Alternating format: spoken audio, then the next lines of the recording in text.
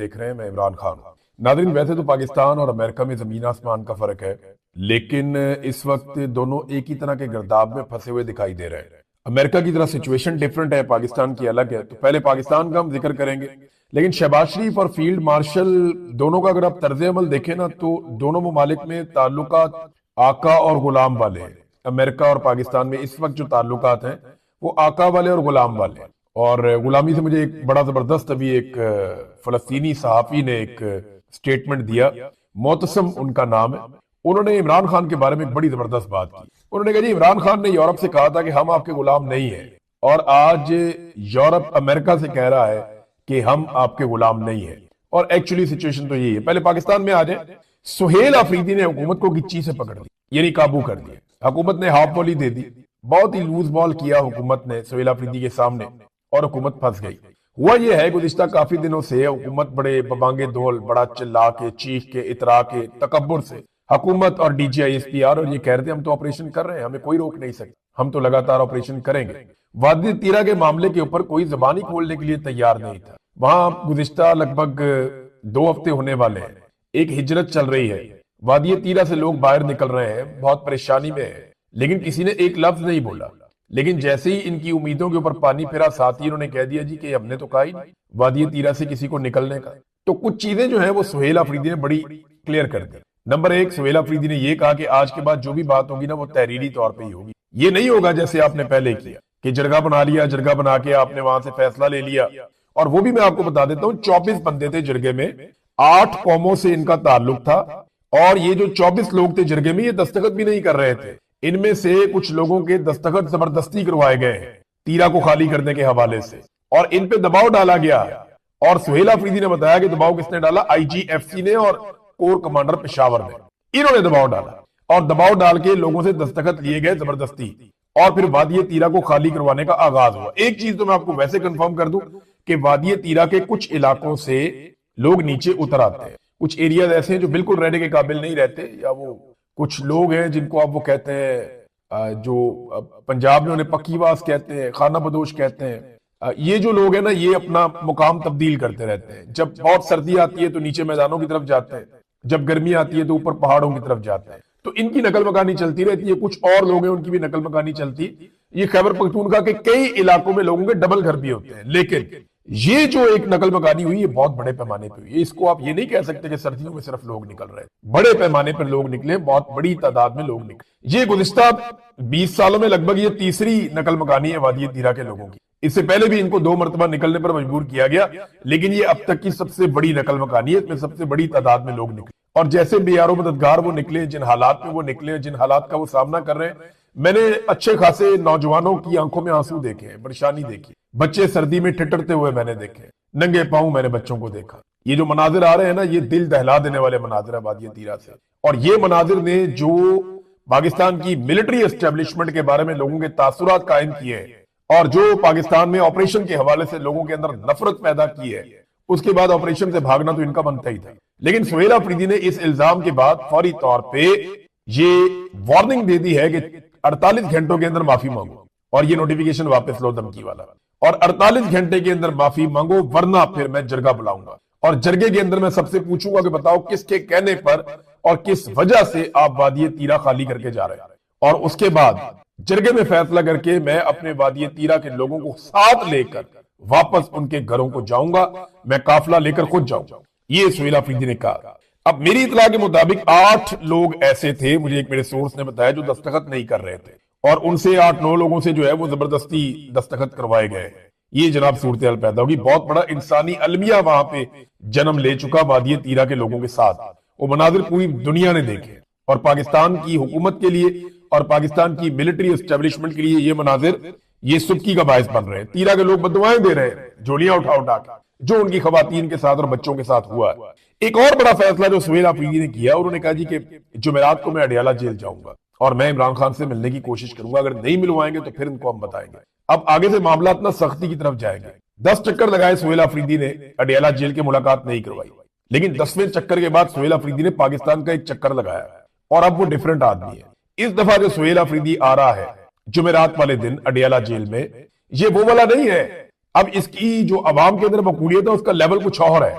सुहेल अफरीदी ने बड़ी कामयाबी से लोगों के अंदर एक मोमेंटम पैदा कर दिया, एक तहरीक पैदा कर दी है, और ये उसकी एक बहुत बड़ी कामयाबी है। उसका क्रेडिट सुहेल अफरीदी को मिलना चाहिए। वो कि इसको ग्राउंड पे चैनलाइज कैसे किया जाएगा या ग्राउंड के ऊपर इसको ऑर्गेनाइज कैसे किया जाएगा, इस हवाले से अभी तक पाकिस्तान तहरीके इंसाफ के सोर्सेज से मुझे कोई खबर मिली नहीं कि ये जो पूरा पाकिस्तान बंद करने का प्लान है, इसको अमली जामा कैसा पहनाना है। हाँ, मकबूलियत तो बहुत है, बहुत ज्यादा लोग इनके साथ खड़े हैं, लेकिन उन लोगों को मुतहर्रिक कैसे करना है। पाकिस्तान बंद करने का जो ऑन ग्राउंड फॉर्मूला है या जो प्लानिंग है वो कहां है, वो मुझे उसके बारे में अभी तक कोई इंफॉर्मेशन नहीं मिली। मैंने कई लोगों से पूछा है, पार्टी ने उसके ऊपर कोई काम नहीं किया, और ये सच है, अभी तक तो नहीं किया। लेट्स सी, अभी 2 हफ्ते बाकी हैं, वो इस पे क्या काम करते हैं। इमरान खान साहब को खत्म करने की ख्वाहिश में ना एस्टेब्लिशमेंट को तबाह बर्बाद करके रख दिया। ये ख्वाहिश जो है वो आसिम मुनीर साहब की है। एक्चुअली तो आसिम मुनीर साहब की ख्वाहिश है या जिद है कि इमरान खान साहब को शिकस्त देनी है, खत्म करना है। और ये पाकिस्तान की मिलिट्री एस्टेब्लिशमेंट की या किसी जर्नैल की आज तक की सबसे महंगी ख्वाहिश है, सबसे मुश्किल ख्वाहिश है, और ये सबसे महंगी पड़ी भी है। कभी ये गालियां देते हैं, यानी पहली बार DGISPR को खुद आकर एक सियासी जमात के खिलाफ बोलना पड़ा। इससे पहले इन्होंने ऐसा कभी नहीं किया था। आर्मी चीफ को खुद बोलना पड़ा, इससे पहले ये हमेशा पीछे रह के कार्रवाई डालते हैं, इन्हें सामने आना पड़ गया खुलकर। कभी साजिशें करते हैं, कभी नाअहलियां करते हैं, कभी अदालती फैसले, कभी तरमीमें करते हैं, कभी सजाएं देते हैं, कभी तशद्दुद करते हैं, कभी हार्ड स्टेट की सख्तियां, सब कुछ करके इन्होंने देख लिया। हजारों क्रैकडाउन इन्होंने पाकिस्तान के ऊपर किए हैं, पाकिस्तानियों के ऊपर किए हैं। लाखों छोटी बड़ी कार्रवाइयां इन्होंने की हैं, हजारों गिरफ्तारियां की हैं, मार कुटाई की है, ताकि नौजवानों से उनके वोट का हक तक ये छीनने की कोशिश कर रहे हैं।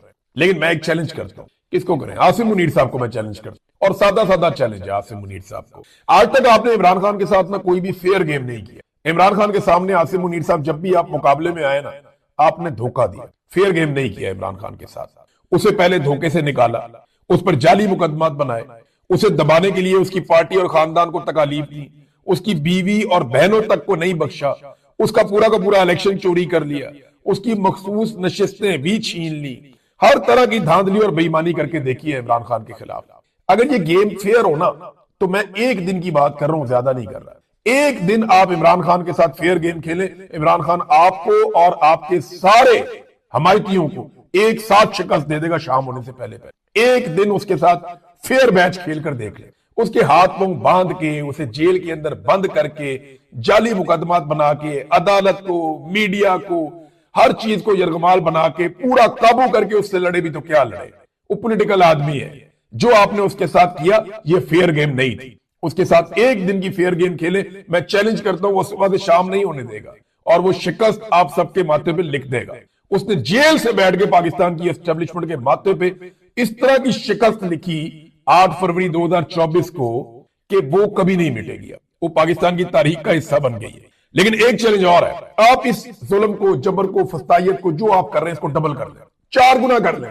आप फिर भी इमरान खान को तोड़ नहीं सके, आप इमरान खान को हरा नहीं सके। आप आज तक बारंग बलोच को नहीं तोड़ सके, आप सनम जावेद को नहीं तोड़ सके, आप 70 साल यास्मीन राशिद को नहीं तोड़ सके, आप फलक जावेद को नहीं तोड़ सके, आप ईमान मजारी को नहीं तोड़ सके, आप इमरान खान की अहलिया बुशरा बीबी को नहीं तोड़ सके, आप औरतों को नहीं तोड़ सके, बच्चों को नहीं तोड़ सके।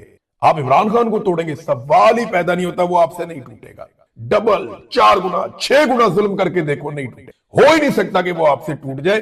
वो आपको शिकस्त देगा, थोड़ा सा उसको ग्राउंड दे दे, थोड़ा सा फेयर गेम एक दफा करके देख ले, थोड़ी सी बेईमानी और जो ज्यादती हो रही है उससे निकल कर खेल कर दे। गेम के रूल सबके साथ एक जैसे करके देखें, फिर देखें इमरान खान कैसे शिकस्त देता है। लेकिन अगर आप ये ना भी करेंगे ना, तो वो एक दिन आपको शिकस्त दे जरूर देगा, क्योंकि इस गेम में जिस दिन ये 25-26 करोड़ पाकिस्तानी उतर गए ना, उस दिन ये गेम यकतरफा हो जाएगी। फिर गेम के रूल्स भी वही होंगे जो पब्लिक डिसाइड करेगी, और गेम जाएगी भी उस सिमत में जिधर पब्लिक इसको ले जाएगी। और एक चीज मैं और कहना चाहता हूं कि आप धंसते जा रहे हैं, यानी जो कुछ भी पाकिस्तान कर रहा है ना बोर्ड ऑफ पीस में, और अभी तो इस्तेहकाम फोर्स के अंदर भी जाना है। फौज को बुलावा आएगा, डोनाल्ड ट्रंप बुलाएगा, फिर आपको जाना पड़ेगा। हमने पहले कहा था कि आप इसका हिस्सा बनेंगे, सारे लोग कह रहे थे पाकिस्तान, नहीं जी नहीं, कहां बनेंगे, बन गए ना हिस्सा। हम बता रहे हैं कि पाकिस्तान की फौज को भी अगर डोनाल्ड ट्रंप बुलाया तो जाना पड़ेगा। बहुत मुश्किल है कि आप ना जाएं। खान से बचने के लिए हर दरवाजे पे दस्तक दिए, और अब जिन दरवाजों पे दस्तक दी है ना, उन्हें ना कहने की इनके पास गुंजाइश नहीं है। नादरीन, बोर्ड ऑफ पीस के हवाले से जो यूरोपीय ममालिक का मौक़िफ़ है ना, वो फलस्तीनियों के हक में है। यानी वो कहते हैं कि फलस्तीनी अपने मुस्तकबिल का फैसला करेंगे, लेकिन पाकिस्तान ने ये नहीं कहा। है ना अजीब बात। यानी यूरोपीय ममालिक Spain, Italy, France, Germany, Poland, Norway, Denmark, ये सारे ममालिक क्या कह रहे हैं? बरतानिया, ये सारे ममालिक क्या कह रहे हैं? कनाडा, ये क्या कह रहे हैं? ये कह रहे हैं कि ये हक फलस्तीनियों का है कि वो अपने मुस्तकबिल का फैसला करें, लेकिन पाकिस्तान ये नहीं कह रहा। वो सारे यूरोपीय ममालिक जो अमेरिका के इत्तेहादी थे वो ये कह रहे हैं, पाकिस्तान नहीं कह रहा। दुनिया के किसी एक इस्लामी मुल्क ने पाकिस्तान की तरह बोर्ड ऑफ पीस में शमूलियत पर सेलिब्रेशन नहीं की, बल्कि उन्होंने तो अपने हुक्मरान भी नहीं भेजे, जो उनके मेन हुक्मरान है उनको भी नहीं भेजा कि वो जाके इसके अंदर शमूलियत इख्तियार करें। बात दिल नखास था, बस खामोशी से उन्होंने कि ठीक है देखते हैं, ये भी करके देखते हैं। पाकिस्तान ने तो इसको ऐसे सेलिब्रेट किया जैसे पता नहीं इन्होंने फलस्तीन की रियासत कायम कर दी है, या कश्मीर को आजाद करवा दिया है, या भारत से अपना पानी छुड़वा लिया है। ये तो सेलिब्रेशन के मोड में चले गए थे, कह कहे खुशियां, इंजॉयमेंट, इनके चेहरों की तमतमाहट कंट्रोल नहीं हो रही थी उस वक्त। तो पाकिस्तान वाहिद मुल्क है जिसने इसको सेलिब्रेट किया है। अब डोनाल्ड ट्रंप जो है, अच्छी बात यह है कि वो एक बहुत सीधा और स्ट्रेट फॉरवर्ड आदमी है। डोनाल्ड ट्रंप ने जो करना है वो कहता है। डोनाल्ड ट्रंप ने कहा मैं इसराइल की मदद करूंगा, वो डंके की चोट पे करता है। डोनाल्ड ट्रंप ये कहता है कि मैं इसराइल को बचाऊंगा, इसराइल का सबसे बेहतरीन साथी हूं, वो उसको साबित करता है। वो जबरदस्त तरीके से चलता है, झूठ नहीं बोलता। तो डोनाल्ड ट्रंप जो है, जो मालिक है इस सारे बोर्ड का, जिसके बाद अकेले के बाद इख्तियार है कि वो हाँ कहे तो हाँ, ना कहे तो ना। अब वो डोनाल्ड ट्रंप जो है वो ये कहता है कि मैंने बोर्ड बनाया ताकि हमास को गैर मुसल्लह करूं या उसका सफाया करूं, जबकि हमारे पाकिस्तानी यानी वो हमें धोखा दे रहे हैं। यानी पाकिस्तानी रजीम हमें धोखा देता है कि नहीं हम ये नहीं होने देंगे। भाई कैसे नहीं होने देंगे? लोग बेवकूफ थोड़ी है। वीटो की पावर डोनाल्ड ट्रंप के पास है, वो फैसला करेंगे कि हमास को गैर मुसल्लह करना है या सफाया करना है या क्या करना है। आप तो ये फैसला कर ही नहीं सकते, आपका तो ये इख्तियार ही नहीं है। वो कह रहे हैं जी हम नहीं होने देंगे। कैसे नहीं होने देंगे? आप तो सिर्फ दुआ करेंगे वो आपको इस्तेमाल कम से कम करे इस काम के लिए। वो तो कह रहे हैं मैं ये करूंगा। अच्छा नाज़रीन, डोनाल्ड ट्रंप ने ये जो भी फैसला किया, जिस तरीके भी चीजें की हैं, अमेरिका ने कभी भी अपने आप को इतने सारे महाजों के ऊपर एक वक्त में एंगेज नहीं किया जितनी सारी जगहों पे डोनाल्ड ट्रंप ने अमेरिका को एंगेज कर दिया। अब ये बड़े मजबूत आसाब चाहिए किसी आदमी को इतना सारा कुछ करने के लिए। लेकिन अगर आप देखें तो 7-8 चीजें मैं आपके सामने रख देता हूं। ईरान के साथ लड़ाई उनकी बहुत करीब है, इनका बहरी बेड़ा पहुंच चुका है और बहरा अरब के नजदीक वो वहां से ईरान पे अटैक कर सकते हैं। अमेरिका ने लगातार अपने हथियार पहुंचाए हैं मशरिक वस्ता में, जहां वो ईरान के साथ मुकाबला करना चाहेगा। इसराइल ने अपनी तैयारियां कर ली हैं और इसराइल ने जो एविएशन हैं उनको मुख्तलिफ ममालिक के जो कमर्शियल फ्लाइट्स जाती हैं वहां पे भी उन्होंने अपना अलर्ट जारी कर दिया है इसराइल ने कि यहां पे सिचुएशन कुछ भी हो सकती है, लिहाजा इसके ऊपर सबको विजिलेंट रहना है। और अमेरिका ने अपने हथियार भी पहुंचा दिए। फिर तीसरा यह है कि यूरोप अमेरिका से ऐसे वक्त में नाराज है, वो ग्रीनलैंड का मामला हो या बोर्ड ऑफ पीस का मामला हो, इसमें वो शमूलियत नहीं कर रहा। तो ये भी सेम टाइम में अमेरिका के साथ हो रहा है। नंबर 4, जो तजारती डील यूरोपीय यूनियन के साथ अमेरिका की थी वो भी खराब हो रही है और ये भी सेम टाइम में हो रहा है। नंबर 5, जो हमसाया ममालिक है अमेरिका के, वो भी वेनेजुएला के अंदर जो अमेरिका ने कामयाब ऑपरेशन किया, वो उसकी वजह से वहां पे भी एक तनाव है, एक अजीबोगरीब कैफियत वहां पे भी है। कनाडा और अमेरिका में हमने इतने बुरे ताल्लुकात कभी नहीं देखे जो इस वक्त है। चीन खामोशी से अपने तजारती ताल्लुकात बढ़ाकर मजीद मंडियों में अपनी तरसील बढ़ाने की कोशिश कर रहा है कि हमारा माल आलमी मंडियों में ज्यादा जाए। चाइना इस मौके से फायदा उठाएगा, वो अपने आप को मुस्तकबिल की सुपर पावर समझता है। और 8वीं एक चीज हो रही है कि अमेरिका के अंदर कई रियासतों में हालात जो है वो एहतजाज की तरफ जा रहे हैं और पुरतशद्दुद एहतजाजी मुजाहरे वहां पे अमेरिका में हो रहे हैं और दूसरी जाने से भी मारकुटाई हो रही है और ये इमिग्रेंट्स के मामले पे हो रहा है। ये भी डोनाल्ड ट्रंप की ही एक पॉलिसी है और डोनाल्ड ट्रंप की अमेरिका में मकबूलियत भी कम हुई। इन सारी चीजों को जब आप इकट्ठा करते हैं ना, तो एक ही वक्त में अमेरिका का ये वाहिद सदर है डोनाल्ड ट्रंप जिसने इतने सारे महाज को। इसका नतीजा क्या निकलेगा अभी कुछ कह नहीं सकते, लेकिन मिड टर्म इलेक्शन आएगा अमेरिका का तो तब पता चलेगा कि डोनाल्ड ट्रंप का फ्यूचर क्या होगा और मिड टर्म इलेक्शन इसी साल के आखिर में नवंबर में हो जाएगा। नाज़रीन, अब एक और खबर मैं आपके सामने रखता हूं, बड़ी इंटरेस्टिंग खबर है और ये खबर है शहजाद अकबर साहब के हवाले से। आपको पता है एक अलकादर केस चलता है पाकिस्तान में, उसमें इमरान खान साहब को और उनकी अहलिया को सजा दी जाती है। वही केस शहजाद अकबर पे बनाया जाता है कि शहजाद अकबर इसके अंदर शरीक मुलजिम है। उस केस की बुनियाद के ऊपर शहजाद अकबर का नाम इंटरपोल में डालने के लिए दरखास्त दी जाती है। अब आपको मैं ये बताता हूं कि बैनुल अक़वामी इदारों ने, इंटरपोल ने एक मरतबा फिर हुकूमत पाकिस्तान के दिए हुए शवाहिद को और दिए हुए केस को नाकाफी करार देते हुए रद्दी की टोकरी में फेंक। शहजाद अकबर साहब वहां से भी बाइज्जत बरी हो गए। यानी जिन सबूतों की बुनियाद पे और जिन चीजों की बुनियाद पे पाकिस्तान में इमरान खान को और बुशरा बीबी को जेल के अंदर रखा हुआ है, उन सबूतों और उन शवाहिद को उठा के रद्दी की टोकरी में फेंक दिया इंटरपोल ने। जैसे ही किसी न्यूट्रल फोरम के ऊपर चीजें आती हैं, जैसे ही किसी बैन अवी फोरम के ऊपर चीजें आती हैं तो ये रद्दी की टोकरी में जाती है। अगर शरीफ खानदान का कैलेबरी फॉन्ट या उनकी जाली जो एक डीड थी वो चीजें बैन अवी इदारों में आती ना, तो फिर देखते हैं इनकी क्या दुर्गत बनती, या इनके मनी लॉन्ड्रिंग के मामला आते तो देखते हैं इनकी क्या दुर्गत बनती। लेकिन बदकिस्मती से उस वक्त इदारों ने ये किया नहीं। लेकिन अब जिन लोगों के खिलाफ कर रहे हैं, इमरान खान को जिन चीजों में जेल में डाला हुआ है उन चीजों को दुनिया मानती नहीं, वो उठा के उन्होंने रद्दी की टोकरी में फेंक दिया। ये एक मरतबा फिर एक्सपोज हो गए। और ये वही केस है जो मैंने आपको बताया था कि सबसे पहले पाकिस्तान की मिलिट्री एस्टेब्लिशमेंट ने तैयार किया था। ये फाइल मैंने देखी थी और मैंने इसमें 4 सवाल किए थे और फाइल बनाने वालों के पास एक जवाब नहीं, टके का जवाब नहीं था। वो कहते बस सिर्फ प्रोपेगेंडा करो इमरान खान के खिलाफ। भाई हमें तो जब भी कोई फाइल या कोई चीज मिलेगी हम उसके अंदर सवाल करेंगे ना। ऐसे तो नहीं है कि उठा के फौरन जाके टीवी पे चला दिया। आप पढ़ते हैं, पढ़ने के बाद आप सवाल करते हैं, ये बताओ क्या है, ये क्या है, ये क्या है, इसका जवाब, उसका जवाब, फिर जिसके बारे में होती है आप उसको सवालनामा भेजते हैं, उसके बाद आप काम करते हैं उसके ऊपर। ये फाइल बनाने वालों के पास जवाब नहीं था, कुछ नहीं, बस इमरान खान को कहो चुप करके। तो ऐसा तो नहीं होता, इस तरह रद्दी की टोकरी में जाता है। मैंने उस दिन इनको कहा था कि इस केस में कुछ नहीं है, ये रद्दी की टोकरी में जाएगा। और आज एक मरतबा फिर वो केस रद्दी की टोकरी में गया। जो मैंने कहा वो सच